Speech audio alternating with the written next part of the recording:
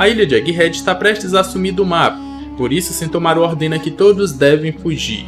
Continua a batalha do Luffy, Zoro, Rob Lute e Kako contra os Serafins, onde o Zoro mostra o quão desleixado ele é. O Sanji finalmente supera Luffy e Zoro na luta contra o Serafim do Jinbe. E temos o Sop e Frank com risco real de morte, além de mais um ponto que confirma quem é o verdadeiro traidor. Shaka finalmente descobre onde o Vegapunk original está, mas aparentemente é morto antes de fazer qualquer coisa.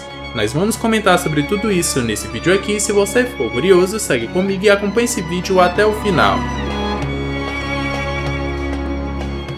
Fala galera, meu nome é Lucas, voltei pra gente comentar o capítulo 1077 de One Piece, onde nós tivemos ali um Sanji superando o Zoro e o Luffy no Gear Force. Nós vamos comentar sobre isso, sobre o risco de dois Mugiwaras morrer e quem pode ser o verdadeiro traidor dentro de Egghead. Vamos comentar sobre tudo isso, mas antes já deixa aquele like, se inscreve no canal se ainda não for inscrito e agora sem mais enrolação, bora pro vídeo. A capa da Germa 66 volta para o presente, onde nós temos o final da batalha entre Caesar e Judge, onde eles decidem que quem é o verdadeiro problema é o Vegapunk. E aí eu acho que eles vão se unir para se provarem como melhores cientistas do que ele. O que será que eles vão aprontar? E isso está intimamente ligado com os Mugiwaras, se o Vegapunk realmente navegar com eles ou zarpar com eles da ilha de Egghead. E aí isso está intimamente ligado e pode ser que afete os Mugiwaras também. O capítulo começa com Sentomaru explicando para todo mundo que eles têm que zarpar da ilha, os cientistas, trabalhadores, todo mundo tem que zarpar, porque o desastre que aconteceu em Ohara vai acontecer 10 vezes pior aqui na ilha de Egghead. Porque quando o governo mundial descobriu que os arqueólogos estavam estudando os poneglyphs, acabaram dizimando a ilha. E agora, se eles realmente decidiram matar o Vegapunk, eles ponderaram todos os prós e todos os contras para a morte do Vegapunk e decidiram que realmente vão matá-lo sem ter ali um problema maior depois. E aí nós temos que realmente existe uma diferença. Para destruir Ohara foram um Buster Call de 10 navios e 5 vice-almirantes. Aqui tem uma frota gigantesca indo para Egghead de 100 navios. Nós temos um almirante e um Gorosei, que vai controlar ali todos os serafins. Além de que pode ter inúmeros vice-almirantes também dentro desses navios que vão lutar quando chegar na ilha de Egghead. Esse é um ponto que aumenta 10 vezes o nível de periculosidade desse ataque em relação ao que aconteceu lá em Ohara. Daí nós vamos para a batalha na sala de comando, onde nós temos ali Luffy e Rob Lute versus o SB e Zoro e Kako versus o S-Hawk. Aqui eu notei que enquanto o Kako estava atacando o S-Hawk, ele estava se defendendo dos ataques do Kako, só que isso abriu brechas para que o Zoro pudesse acertá-lo sem que ele se defendesse com a sua espada. Só que mesmo com essa quantidade de ataques, os dois se levantam como se nada tivesse acontecido. E aí o Luffy reclama, e aí vocês estão levantando muito rápido, vocês são o Kaido ou algo parecido? Essa comparação do Luffy eleva muito a resistência dos serafins. E o próprio King já falou que ele ia além até do Kaido, porque enquanto o Kaido tinha ali o seu Haki protegendo seu corpo, junto com a sua Zoan, que no caso é a do dragão com as suas escamas, o King tinha o seu Haki, só que não é comparável ao de um Yonkou, mas ele tinha a resistência da sua Zoan ancestral e também a resistência por ser da raça lunariana. E aí, isso eleva em muito o quão resistente os serafins podem ser. Porque, além de eles terem a raça do King, eles têm Akuma no Mi e também foram modificados tecnologicamente para se tornar ciborgues. E por isso eles conseguem lançar raio lasers como os pacifistas conseguem. Então eles têm um aparato a mais e por isso a sua resistência é superior ou muito maior. A gente até pode levar em conta o S-Hawk ter a Akuma no Mi do Mr. One, que é a Akuma no Mi do aço. Ele eleva em muito a sua resistência, aliando as suas modificações tecnológicas e também a sua raça de Lunariano. Aqui o Shaka explica que esses serafins têm o sangue do Albert ou King, e esse sangue é o que dá força para eles. E aí é que o Zoro vai notar que eles realmente são muito parecidos com o King. Ele não tinha notado antes, foi notar agora, e aí ele explica: não, rapaziada, eu sei como é que funciona. Ó, quando ele tiver com fogo nas costas, eles são quase invencíveis. Então a gente tem que esperar o fogo sair para só assim poder atacá-los. Me desculpem aí por não ter falado isso antes. Só que, além do Zoro não ter notado isso antes, ele não falou ou ele não deu a informação completa de que quando eles tomam um dano, eles absorvem todo aquele dano. O King fez isso, absorveu todo o dano quando estava com fogo nas costas e depois se explodiu. O Zoro não falou isso pra rapaziada. E também não falou que quando eles estão sem o fogo nas costas, eles se tornam extremamente rápidos ou absurdamente rápidos. O Zoro também não contou essa informação. E aí o Zoro vai lá e fala: não, eles têm essa característica mesmo, cabelo branco, pele negra, fogo nas costas e asas negras. E aí eles são exatamente iguais ao King. E aí todo mundo começa a ir pra cima do Zoro, que era pra ele realmente ter notado isso antes. E esse é o título do capítulo. Quando saiu os spoilers, eu não imaginei que seria relacionado ao Zoro, porque eu não imaginei que ele seria burro o suficiente para não perceber essa semelhança e que eles têm as mesmas características do King, mas realmente foi isso que aconteceu. Todo mundo vai pra cima dele gritando, dizendo que ele deveria ter percebido antes. Aqui o Shaka sai de perto deles porque ele tem uma ideia de onde o verdadeiro Vegapunk pode estar. Só que ele vai sozinho, e isso também é burrice. Porque não só o original tá em risco, como também os seus clones. E se ele tem uma ideia de onde o Vegapunk original está, por que ele não avisa pros outros? Ele podia ter dito pro Luffy, ele poderia ter dito pro Zoro. Eu sei que o Rob Lute e o Kako estão ali perto deles, só que o Rob Lute e o Kako prometeram que não vão atacar, e eles vão cumprir isso por causa da sua honra, até derrotar o Luffy. Então eles não iriam atacar ou iriam atrás do verdadeiro Vegapunk. Então era bom ele ter dito antes onde ele imaginava que o Vegapunk poderia estar, e depois ele iria, ou então alguém iria com ele como seu segurança. E por isso ele foi atacado no final desse capítulo e pode até ter morrido.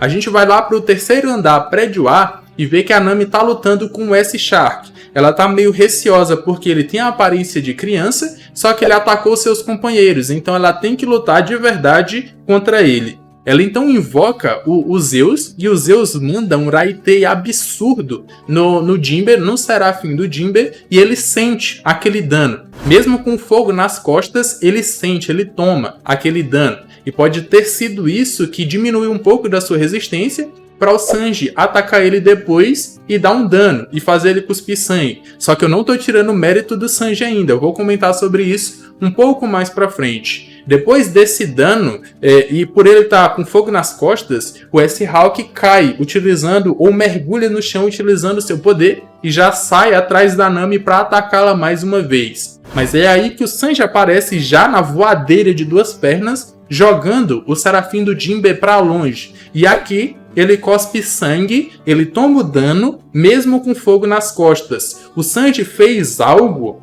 sem estar desperto, sem seus poderes estarem despertos ainda, que o Luffy e o Zoro não foram capazes de fazer. Porque o Luffy tá no Gear Force, que até então era o seu ataque ou a sua transformação mais forte. O Zoro não utilizou o Haki do Rei nos seus golpes, mas também não conseguiu dar dano no Serafim do Mihawk. E o Sanji foi o único que no seu estado normal conseguiu dar dano em um Serafim. E agora foi o Serafim do Jinbe, fazendo ele cuspir sangue. Então nesse momento a gente pode até dizer que o Sanji, no seu estado normal, superou o Gear Force do Luffy e superou o Zoro no seu estado normal também. Então o Sanji tá absurdo. Sua raiva, o seu fogo, quando queima de paixão por uma mulher ou para salvar uma mulher, torna o Sanji absurdo. E aí ele pergunta se a Nami tá bem, diz que vai protegê-la, e aí a sua sobrancelha vira.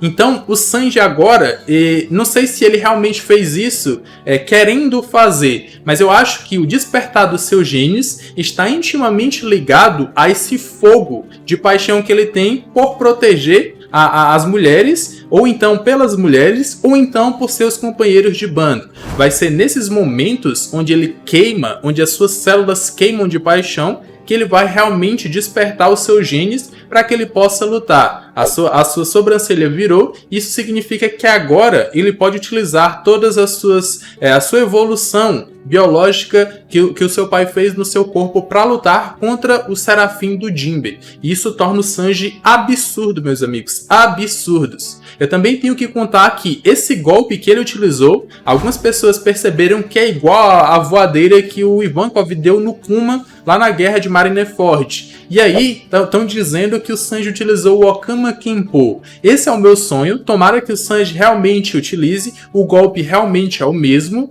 e eu tomara que em algum momento o Sanji tenha que utilizar o Okama Kenpo. Mas esse Okama Kenpo só vai estar completo quando o Sanji colocar um vestidinho. Depois que ele colocar um vestidinho, assim como ele estava lá em Newcomer Land, aí sim o Okama Kenpo vai estar completo e ele vai utilizar todo o poder dessa técnica marcial. E aí ele vai derrotar qualquer um em sua frente. Até se o Zorão, até o Luffy Gear sim, vai ser derrotado pelo Sanji com o Okama Kenpo. Ainda no terceiro andar, agora nós vamos para o prédio C. Nós temos a Lilith lutando contra a S-Snake. Ela está utilizando a Bubbly Gun, que é uma arma que atira bolhas que tem propriedades ou as mesmas propriedades do Kairoseki.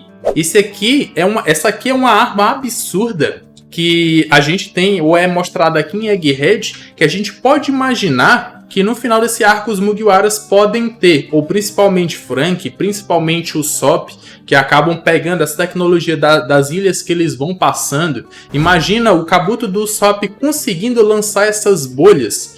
O quão apelão ele não seria contra usuários de Akuma no Mi. Eu queria que o Sop tivesse algum tipo de evolução tecnológica pegando os aparatos tecnológicos dessa ilha que ele foi encontrando. Mesmo que não seja mostrado agora, quando os Mugiwaras estiverem zarpando para uma outra ilha, for mostrado que o Sop realmente pegou esses aparatos tecnológicos, ou então colocou no seu Kabuto, isso iria aumentar em muito, mas muito mesmo, o nível de poder do Sop.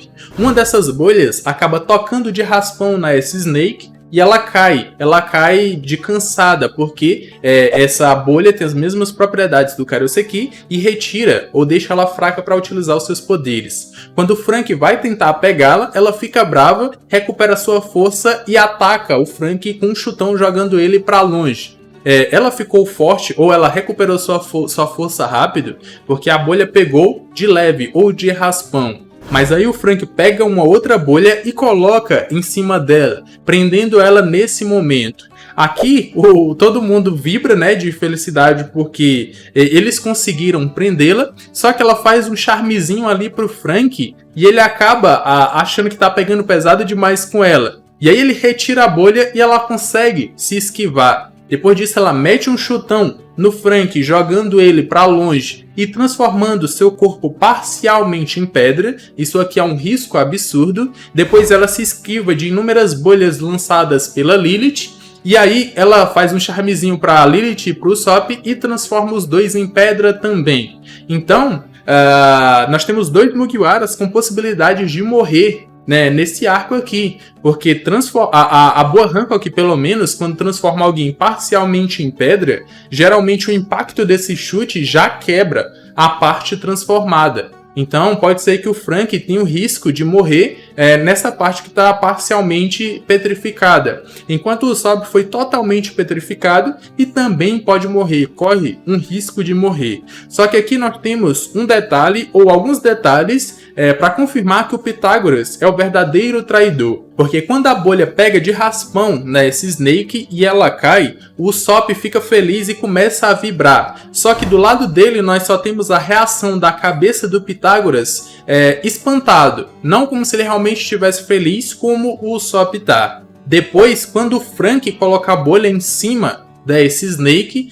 nós temos a reação de felicidade do Sop e da Lilith. Mas não nos é mostrado a reação do Pitágoras com essa Snake presa. E depois todo mundo é transformado em pedra, menos o Pitágoras. Ele não foi mostrado sendo transformado em pedra mais uma vez. Então esse aqui pode ser um outro ponto que colabora ou corrobora com o fato de que o Pitágoras pode ser o traidor. E isso fica mais evidente no final desse capítulo, porque o Shaka vai em uma sala secreta ou subterrânea, onde eles testavam coisas relacionadas aos Akuma no Mi, descobre que o Vegapunk tá preso lá, vai tentar salvá-lo, só que antes que ele pudesse fazer qualquer coisa, ele leva um tiro na cabeça e respinga sangue para todo lado. E é um baita de um sangue. Será que ele realmente morreu?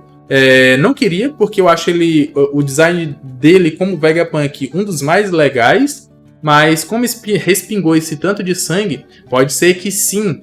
Será que ele realmente morreu? E aí nós temos que o corpo do Pitágoras, ele se mexe por conta própria. Então o seu corpo poderia, enquanto a sua cabeça tá lá com a Lilith, com o Sop e com o Frank, junto com essa Snake, o seu corpo pode se mover sozinho e poderia muito bem ter feito isso, ter atirado no Shaka para matá-lo. Só que eu não acho que ele tá fazendo tudo isso de uma maneira como se ele realmente fosse uma pessoa ruim ou quisesse a morte do Vegapunk original. Porque se ele realmente quisesse a morte do Vegapunk original, já teria matado ele. Eu acho que ele tá seguindo a risca e deturpando o que o Shaka já tinha dito anteriormente. A vida do Vegapunk original é a que deve ser preservada e todas as outras podem ser destruídas se a original ou se o original for preservado. Então, se o Pitágoras realmente estiver fazendo isso, é pelo bem do Vegapunk, só que de maneira deturpada.